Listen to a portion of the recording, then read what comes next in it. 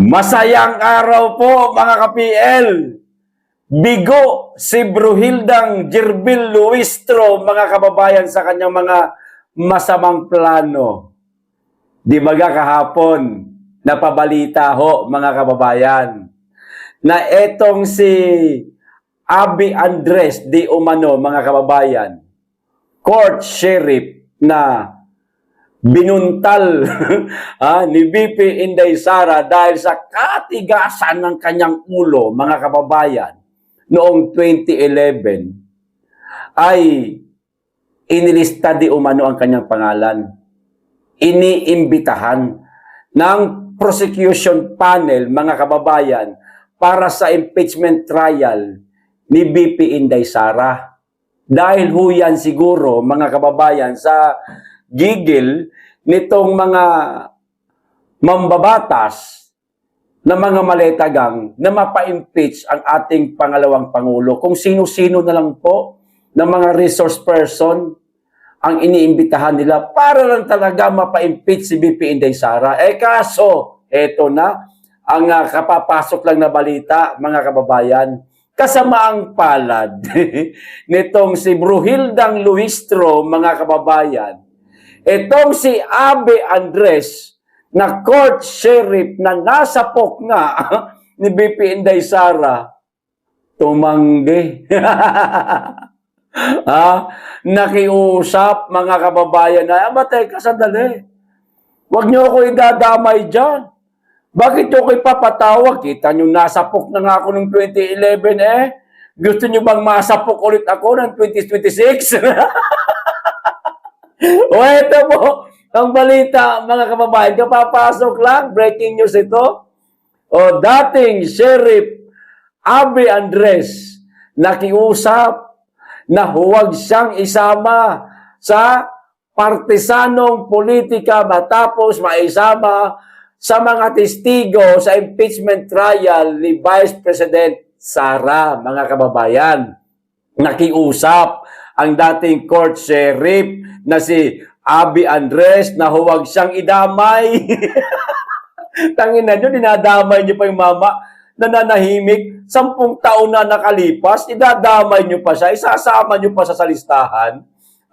Huwag siyang idamay sa partisanong politika matapos siyang maisama sa listahan ng mga testigong nais iharap ng House prosecution sa impeachment trial ni Vice President Sara Duterte. Ito, uling basa. Sa isang public announcement, sinabi ni Andres na bilang Human Resource Management Officer ng Korte Suprema, tungkulin niyang manatiling walang kinikilingan at patuloy siyang tatangging magbigay ng komento tungkol sa insidente noong 2011. Mga kababayan, ramdam na siguro nitong si Aby Andres na ito, na dating court sheriff, na batay ka, sandali ba, magiging presidente yan. Pagka ako'y tumayo bilang testigo laban sa kanya, baka hindi lang buntal ang abutin ko siya. Tumigil ka, Luistro. Kulang na lang ganunin itong si Aby Andres, si Bruhildang Luistro, mga kababayan. Tumigil ka. Huwag mo ko idadamay, buwisit ka. O ito pa, please do not involve me in any partisan political matters. It is my position ever since to refuse to comment on the incident. The media report are self-explanatory. Ani Andres, mga kababayan. Ayan na. Tinanggihan na po ang Bruhilda, mga kababayan. Napahiya ang Bruhilda, mga kababayan. Akala niya siguro, makakahanap na siya ng magiging kakampi nila, palibhasa, nasapok ni BP Inday Sara, itong court sheriff na ito. Akala niya siguro nitong si Jerbil Luistro na ito, mga kababayan, gagante kay BP Inday Sara, itong si Aby Andres. Sa palagay ko lang baka itong mama na ito, alam niya rin ang kanyang mga pagkakasala noong 2011 kaya siya nasapok ni BP Inday Sara. Kung hindi ako nagkakamali, uulit-ulitin ko po ito. Kasi ito po ang ginagamit ngayon na armas nitong mga tangang loyalista, mga kababayan. Etong si Abby Andres na sinapok daw ni BP Inday Sara, at totoo naman na talagang sinapok, kitang-kita sa camera. Ito ang ginagamit nilang armas ngayon na paninira po sa ating pangalawang Pangulo. Ito kung hindi ako nagkakamali.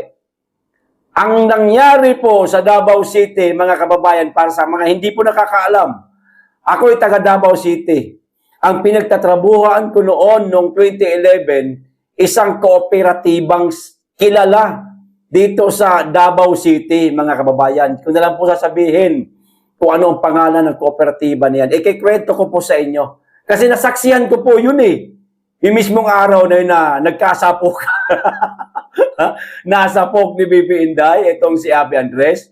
Kung daw nagkakamali siyempre nagtanong-tanong tayo dun sa mga taong, mga squatters na ililipat sana, papaalisin dun sa lupang kanilang tinatayuan ng bahay para magamit ng mismo may-ari yung lupa.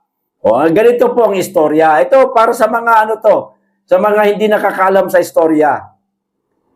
Yung squatters area na yan, mga kababayan, yung lupa na pinagtitirikan po ng mga bahay, dami kasing bahay, talagang dikit-dikit ho eh.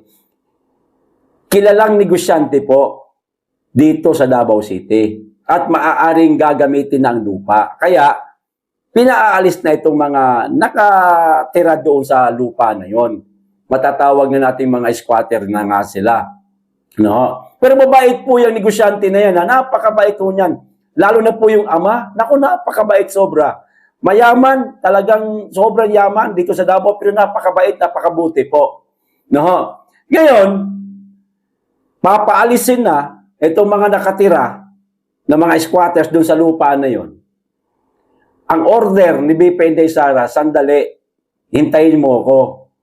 Huwag niyo munang basta-basta sirain ang bahay ng mga tao. Noong mga araw na yon, noong mga panahon na yon, kung di ako nagkakamali, si BP Inday Sara ang mayor sa Davao City.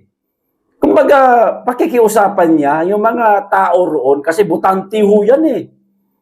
Alam niyo naman po, pag sinabing Davao, mga kababayan, talagang butante ng mga Duterte yan. At madalas nilang binibigyan ng tulong yung mga yan, yung mga squatters area dyan. Butante nila yan. Kinakailangan niyang kausapin, o kailangan kausapin ni BP Inday Sara para ipaliwanag bakit pinapaalis na sila. Para nga naman walang sama ng loob. At hindi rin masisi si BP Inday Sara na siya ang mayor ng mga araw na yon. Kakausapin niya baga, kailangan na nating umalis.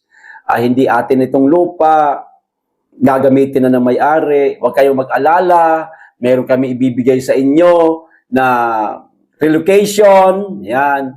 Doon, sariling lupa nyo na, pwede na kayo makapagtayo ng bahay ninyo, kung ano mang gustong disenyo ninyo sa bahay, na gagawin, mailalagay nyo na, maitatayo nyo na. Parang ganun ba? At bibigyan pa kayo ng cash assistance para makabili kayo ng mga materyales para sa inyo itatayong bahay. Ganun. Parang ganun lang ang gustong gawin ni BP Inday Sara sa mga taong paaalisin doon sa lupa na yun. Kaso, etong court sheriff na ito, kung daw nagkakamali hindi yata sinunod ang utos ni BP Inday Sara na antayin siya para makapagpaliwanag siya doon sa mga taong paaalisin na sa lugar na yon.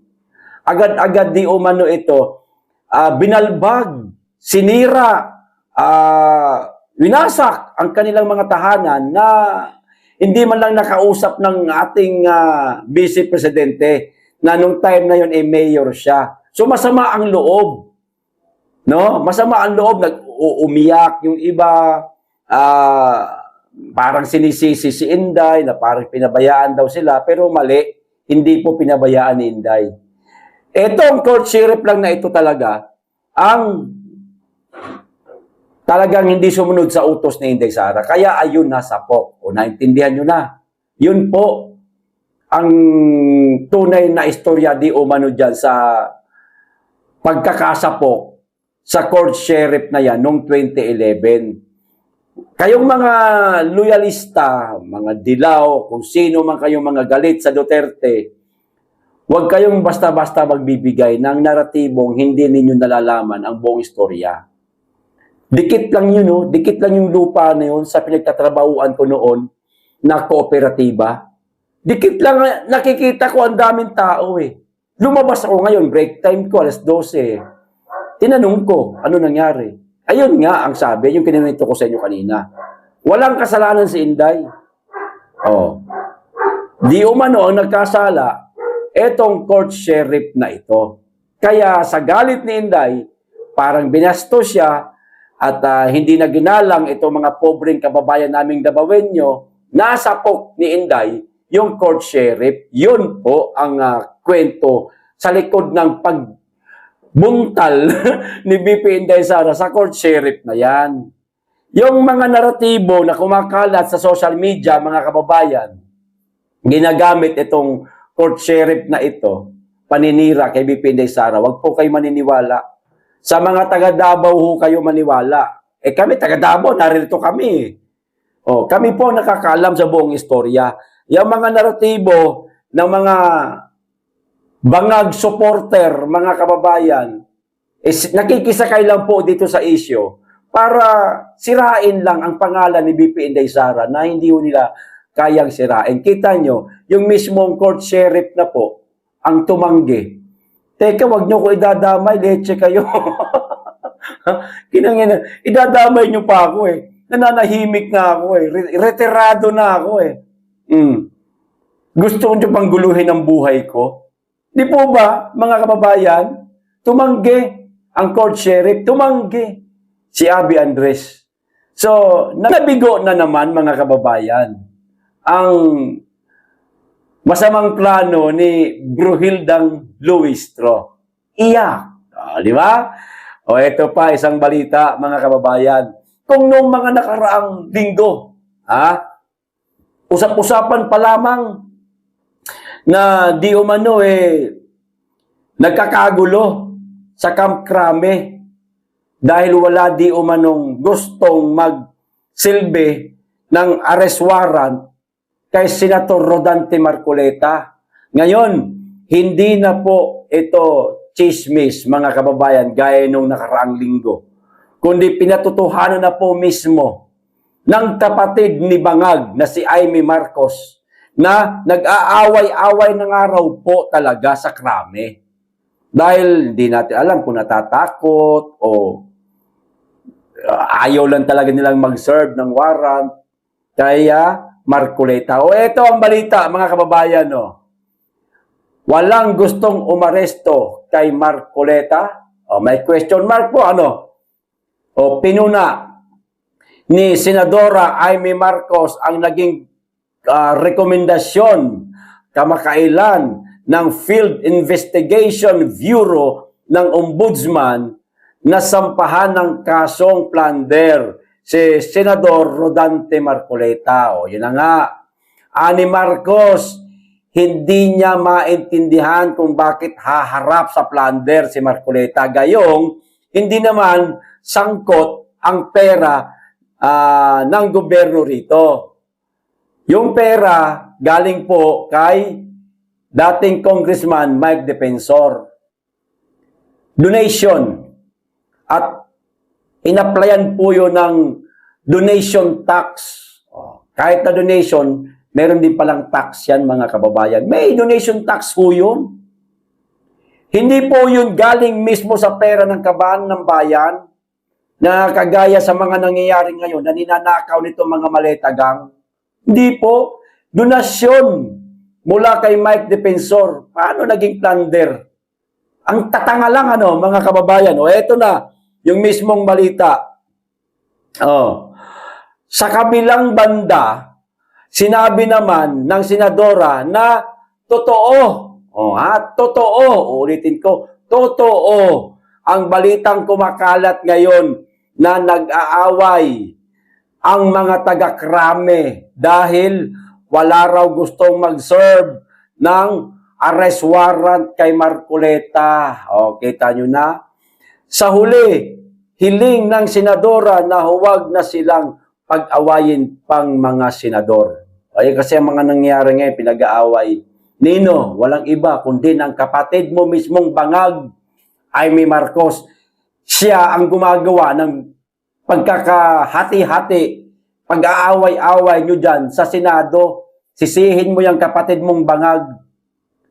Manawagan ka, gumawa ka ng video o kung ano mang klaseng panawagan para iparating sa kanya ang kahilingan mo na ito na huwag kayong pag-away-awayin. Siya lang naman may kakayahan na gumawa niyan Kasi siya ang presidente ng Pilipinas, Senator Amy. No? Huwag kang hihiling lang basta-basta sa social media. Kung mag-uusap kay personal, mas mabuti yan. O, yun na nga, mga kababayan. Nag-aaway-away na. O, sa krame. Totoo na. Hindi na chismis. Yan ang sinasabi ko po sa inyo. Mga istoryang lumalabas sa social media, chismis pa lang nung una. Kasi wala pa po tayong pruweba na kagaya ho nito. Wala pang isang tao na nagpapatunay na totoo ang mga napapabalita sa social media na kagaya po nito. Gayong ito na, meron na isang taong lumantad, lumutang at nagpatotoo na nag-aaway-away na sa krame ay hindi na po matatawag na chismis. Kundi, lehitimong balita na po ito, mga kababayan. Ganyan kalakas ang Senator Rodante Marcoleta, mga kababayan. Kinatatakutan. Maraming natatakot. Ayaw nga nilang magsilbi ng warrant Bagamat nariyan na daw yung warrant, isisilbi na lang. Pero wala, mga kababayan. Di kung sino man ang magmamatapang na magsilbi ng warrant kay Marcoleta,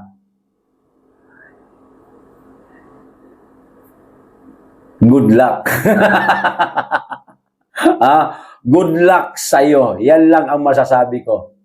Okay, hanggang dito lang. Maraming salamat. Mag-iingat kayo lagi at higit sa lahat, mahalin natin ang Pilipinas.